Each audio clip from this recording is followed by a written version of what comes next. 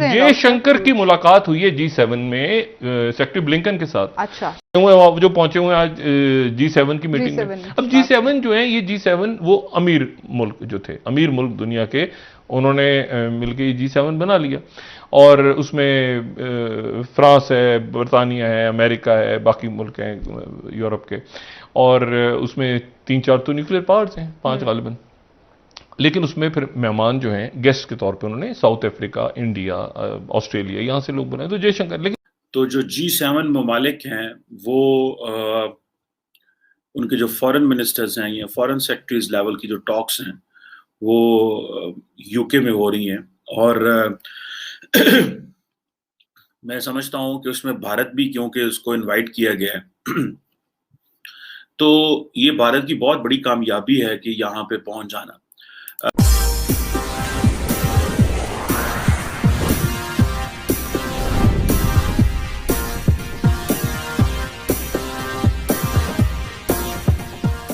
जयशंकर की मुलाकात हुई है G7 में सेक्रेटरी ब्लिंकन के साथ। अच्छा, जो पहुंचे हुए हैं आज G7 की मीटिंग में। अब G7 जो है, ये G7 वो अमीर मुल्क जो थे, अमीर मुल्क दुनिया के, उन्होंने मिलकर ये G7 बना लिया।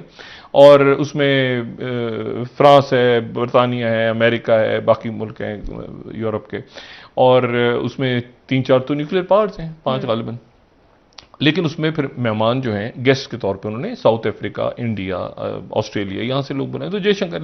लेकिन इसमें मुझे बताया कि जयशंकर जो पहुंचे हुए हैं, तो जयशंकर साहब ने इतने बड़े बड़े डब्बे, ये 2 महीने पहले, ये तो मैं ऐसे कर रहा हूं, ये बड़े ह्यूज कार्गो जिसके ऊपर बड़ी बड़ी मोदी की तस्वीरें, वही रविंद्रनाथ टैगोर जैसी, और वो जनाब पूरी दुनिया को दे रहे हैं। आप वैक्सीन डिप्लोमेसी और इंडिया करेगा, थैंक यू इंडिया। और $2 अरब का एक सरकारी इमारत बन रही है, पता नहीं क्रिकेट स्टेडियम बन रहा है, पता नहीं क्या हो रहा है। ओ भाई, मसला ये है कि प्रायोरिटी की, और ये सॉफ्ट पावर हमेशा इंडिया अपनी आगे लाया है। हार्ड पावर होती है फौजी पावर, एक होती है सॉफ्ट पावर, फिल्में, शायरी, अदब, दुनिया के लोग पसंद, उनका खाना, उनका कल्चर। अब मकसद ये कि सॉफ्ट पावर के ऊपर जो था वो आपने हार्ड पावर चढ़ा दी। अब उनकी फिल्में देखें, उसमें भी दुश्मनी, गालियां, ये वो भी। मसला ये है कि सॉफ्ट पावर को सॉफ्ट पावर आप रहने दें, जितना मुल्क आगे निकलते हैं, चलते हैं। तो जो G7 ममालिक हैं वो उनके जो फॉरेन मिनिस्टर्स हैं या फॉरेन सेक्रेटरीज लेवल की जो टॉक्स हैं वो यूके में हो रही हैं। और मैं समझता हूं कि उसमें भारत भी, क्योंकि उसको इनवाइट किया गया है तो ये भारत की बहुत बड़ी कामयाबी है कि यहाँ पे पहुंच जाना। इससे पहले भारत जो है उसको 2019 में नरेंद्र मोदी को एक फ्रांस में जो एक आउटरीच मीटिंग हुई थी G7 की, उसमें भी इनवाइट किया गया था। बल्कि 2020 में डोनाल्ड ट्रंप ने भी इनवाइट किया था, लेकिन वो पेंडेमिक की वजह से मीटिंग वो कैंसिल हो गई। लेकिन जो G7 है उसमें, क्योंकि ब्रिटेन होस्ट कर रहा है अगले महीने, ये 11 से 13 जून में G7 की फुल कॉन्फ्रेंस, जिसमें तमाम हेड ऑफ स्टेट्स और गवर्नमेंट्स आ रहे हैं, इंडिया भी वहां पे जा रहा है। So hopefully prime minister Modi जाएंगे। ये इंडिया की बहुत बड़ी डिप्लोमेटिक सक्सेस है कि यकदम आप, और याद रखिएगा कि यूके ही वो मुल्क है जिसने आई थिंक 2015 में प्रपोज किया था कि India should be part of the G7, और यूके ने कहा था कि इंडिया जो है वो, उसको सिक्योरिटी काउंसिल की परमानेंट सीट भी मिलनी चाहिए। So just remember that how much UK puts its weight behind India for bringing or taking it global. That's one of the reason. That does not mean कि India की potential नहीं है। Obviously potential है तो सबको लेके जा रहे हैं। बेसिकली यूके G7 है क्या, एक छोटा सा मैं ओवरव्यू देना चाहता हूँ। ये 6-7 ममालिक का क्लब है जिसमें US, UK, France, Germany, Italy, Canada and Japan है। जो मॉनेटरी सिस्टम है उसको ये बात करेंगे। ये मैं समझता हूं कि अगर देखा जाए तो this is one of the big achievement of India कि India became part of it. और अभी जब इंडिया का जो डेलीगेशन गया यूके में, तो सबसे पहले तो उन्होंने जाके वो जो प्रीति पटेल हैं जो होम ऑफिस को डील करती हैं, उनके साथ एक लैंडमार्क जो है वो डील भी साइन की, माइग्रेशन एंड मोबिलिटी डील। और यूके अपना नया इमिग्रेशन प्लान जो है वो शेयर कर रहा है। अब ये समझते हैं कि यूके को पता है कि हमें इन ममालिक को साथ किस तरह लगाना है।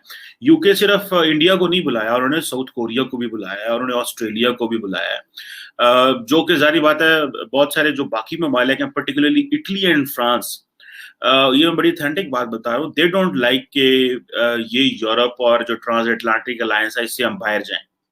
सो ये एक बड़ा अहम चीज है। अगर देखा जाए G7 को देखा जाए तो ये एक बड़ा क्लब बनता है। और तो इंडिया जो है, अगर परचेजिंग पावर पैरिटी का जो स्टैटिस्टिक्स देखा जाए तो इंडिया नंबर 2 पे आता है अमेरिका के बाद इन 10 ममालिक में।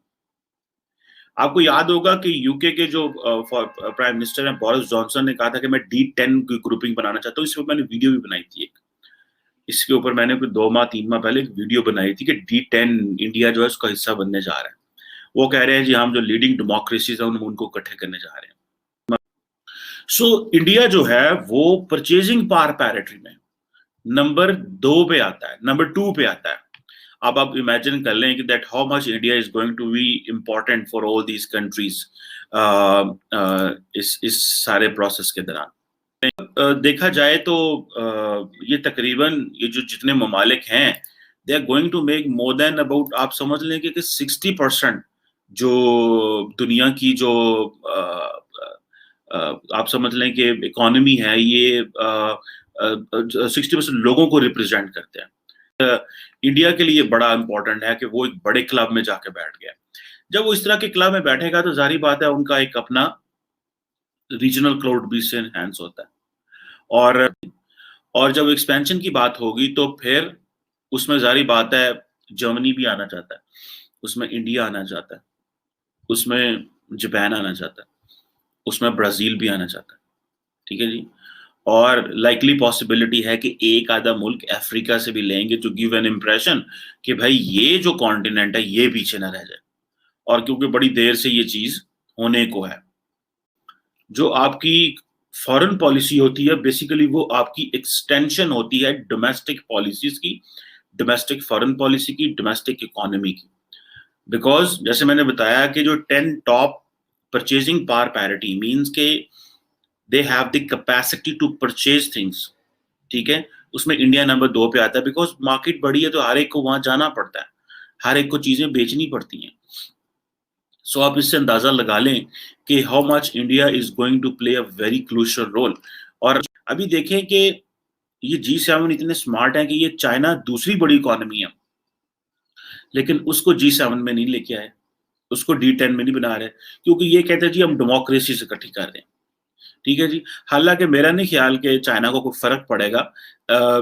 अमेरिका नहीं चाहता कि हम चाइना को मेन स्ट्रीम करें, लेकिन और जिस तरह इंडिया चाइना का जो एक राइवलरी इमर्ज हो रही है और दोनों एक दूसरे के सामने आ रहे हैं, वो कि जंग नहीं होगी, देयर इज नो वे कि वॉर होगी, लेकिन this is so much important for India that उसका जो स्टेटस है एलिवेट हो चुका है। इंडियंस जो अमेरिकन हैं, ये जो G7 है वो चाइना को नहीं, कारोबार सारे उनसे करते हैं, दुनिया की सेकंड बड़ी जो है वो इकोनॉमी है।